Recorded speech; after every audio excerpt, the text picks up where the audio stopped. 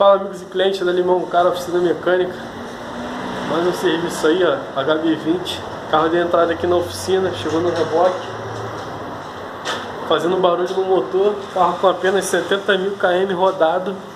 Carro muito novo. Pode ver aí, ó. Carro novo.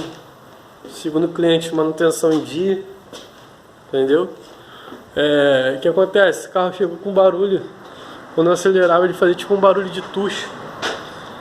Um barulho de tucho. Aí fiz a desmontagem aí do motor, do cárter, cabeçote, acabamos arrancando o motor todo. E o motor tá batendo saia de pistão.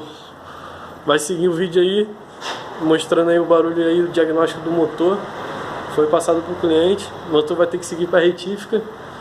E para fazer os devidos serviços, né? Retificar cilindro, botar pistão sob medida para ficar zero de novo. Então segue aí mais um serviço aí da Limão Cara Oficina Mecânica. Tamo junto. Aí, ó, motorzinho na bancada. Parece até que é de brinquedo, né? De carrinho. 3 cilindros.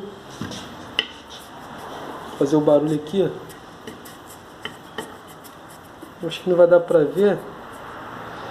Cabeçote aí, ó. Pequenininho também. É isso aí. Saiu os trabalhos aí. Limão Cara Oficina Mecânica.